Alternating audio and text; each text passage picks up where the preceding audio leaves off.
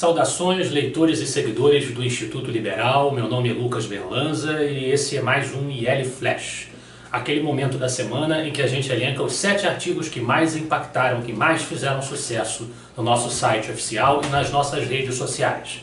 Mas antes a gente queria agradecer a você que prestigiou, que compareceu à primeira conferência do Instituto Liberal, realizada no último dia 27, no último domingo, no centro do Rio de Janeiro, na sede da Associação Brasileira de Imprensa. O evento foi um sucesso, quem esteve lá sabe, houve muita participação do público, um público interessado, constante, os nossos conferencistas deram um show, estão todos de parabéns, o nosso muito obrigado para todos que participaram e ajudaram a realizar e a consumar essa etapa tão importante na trajetória de 36 anos de história do Instituto Liberal. Os nossos artigos do IL Flash de hoje, todos eles, sem exceção, versam sobre 2 temas: STF e as convulsões da América Latina. O primeiro deles parte do STF. É o artigo do Pedro Henrique Alves, Enquanto o STF discute os sexos dos anjos. O grande julgamento do Supremo Tribunal Federal, que chamou a atenção do noticiário da sociedade brasileira nos últimos tempos e continua chamando porque o julgamento segue em curso, é o julgamento da prisão em segunda instância.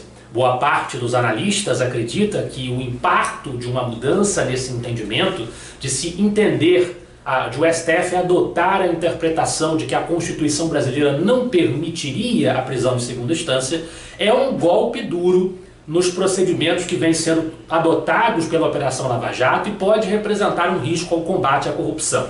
Outros já falam que a Constituição realmente prega que a prisão em segunda instância não seria admissível e, portanto, seria uma correção de rumo.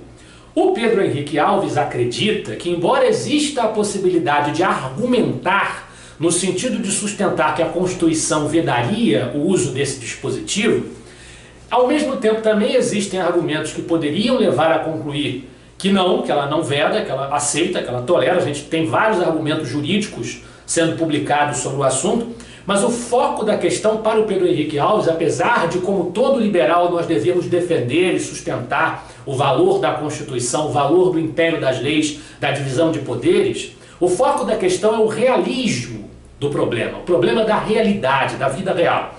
E o fato é que recusar a prisão em segunda instância significa que nós vamos nos tornar um país, diz o Pedro Henrique Alves, cuja penalização social, após a certeza do crime cometido, não poderá ser efetivada contra o seu feitor ou financiador. O crime vai acabar compensando, porque esta medida favorecerá aqueles que são mais ricos, os políticos, os poderosos, que conseguem ir postergando os recursos, né, e estendendo os seus processos judiciais. Então, a realidade, a preocupação com o tecido social impõe que haja uma defesa, na concepção do Pedro Henrique Alves, da manutenção da prisão em segunda instância. O mesmo posicionamento é defendido pelo nosso segundo artigo de hoje, mas este de autoria do Júlio César Cardoso, com o título O Julgamento que Pode Desmoralizar o STF. Na opinião do Júlio, a prisão em segunda instância não fere o princípio da presunção de inocência, porque o preso em segunda instância ainda tem condições, não perde o direito de continuar a se defender.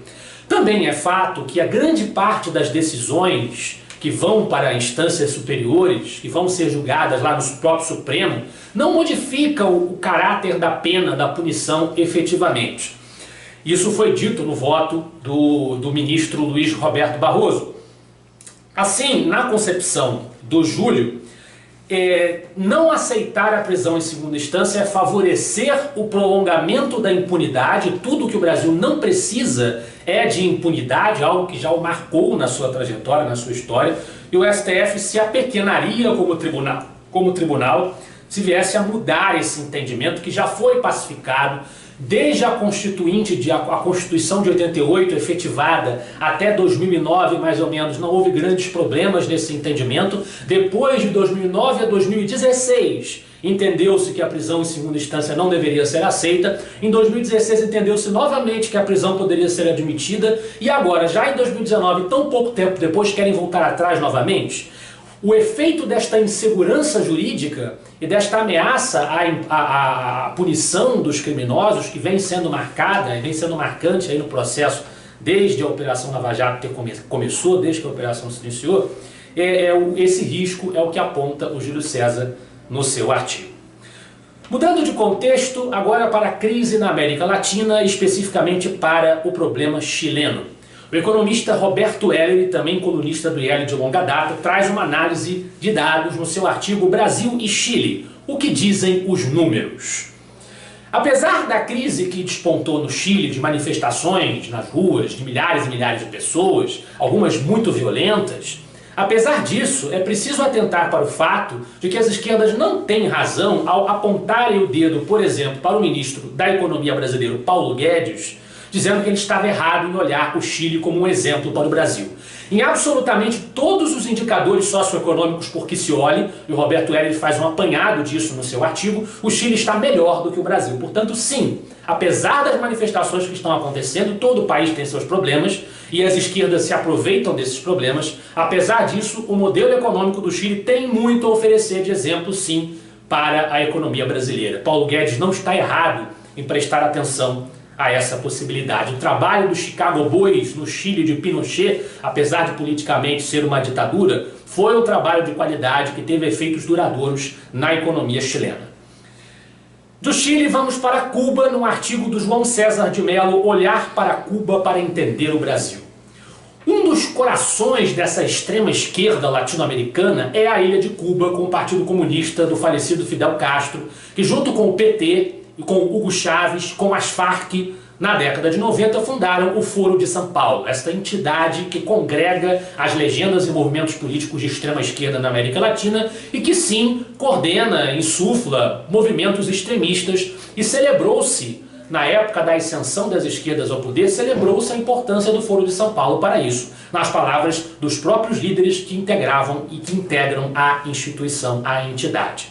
Portanto, importa nós olharmos para Cuba, que além de ser um dos centros do Foro de São Paulo, é também a menina dos olhos, o coração ideológico dessa esquerda latino-americana. Na verdade, o artigo do João César de Mello é uma resenha do livro A Tragédia da Utopia, um livro do professor Percival Pugina, uma grande referência intelectual para liberais e conservadores brasileiros, lá do Rio Grande do Sul. O professor Percival, que tenho o prazer de conhecer. Então ele faz uma resenha do livro do Pugina, que o professor Pugina mostra a realidade dramática dos cubanos. Também agora, ainda em América Latina, voltando para o Chile, nós temos um artigo do Carlos Júnior, Foro de São Paulo, a tormenta no Chile e a falta de caráter da classe política brasileira. O artigo dele aponta, como a Organização dos Estados Americanos também já declara, aponta para o dedo das esquerdas, para o dedo do Foro de São Paulo, por trás de muitas das agitações que vêm ocorrendo na América Latina.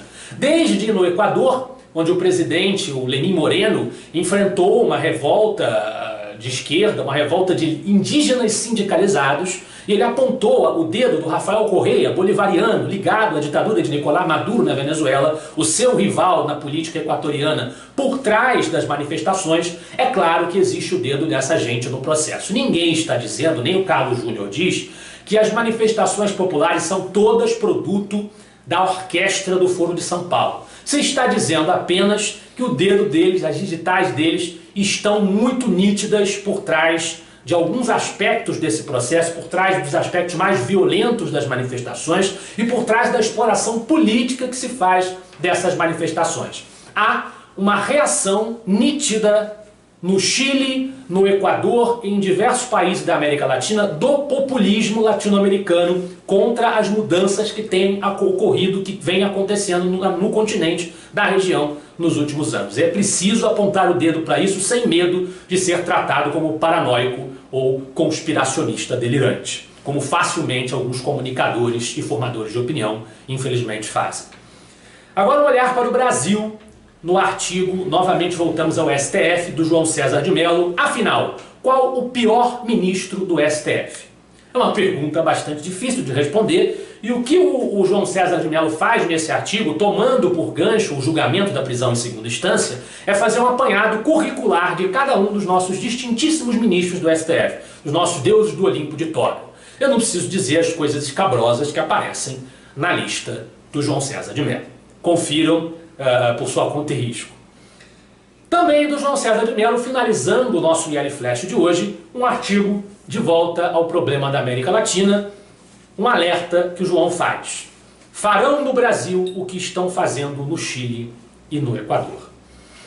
É um alerta ressaltando o discurso do Nicolás Maduro na Venezuela, quando ele disse que os planos do Foro de São Paulo estão a contento, estão avançando de vento em popa. Ele declarou isto abertamente, né?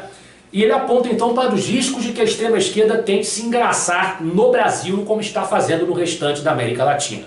Eu deixo uma nota de esperança, porque eu acredito que a nossa convulsão em 2013 já aconteceu, a convulsão caótica que as extremas esquerdas tentaram fazer despertar, e o resultado todo mundo já sabe. Muito embora em 2014 a Dilma tenha sido reeleita, né, do ponto de vista eleitoral, as manifestações de 2013 não tiveram assim tantas consequências. O fato é que logo no transcurso das manifestações, pautas que não eram do interesse de quem as convocou, de quem as iniciou, começaram a surgir. E muitas delas, evidentemente, pautas de direita, porque o sentimento direitista de uma parte da população já começava a despertar. Será que as esquerdas vão querer brincar com fogo e tentar fazer a mesma coisa de novo aqui no Brasil? Eu acho que elas deveriam tomar cuidado antes de tomar essa atitude precipitada, porque a maré pode se voltar contra elas. Esse foi o nosso IL Flash de hoje. Eu espero que vocês gostem dos artigos e semana que vem estaremos de volta. Afinal de contas, para nós, você é a parte mais importante da sociedade. Até a próxima.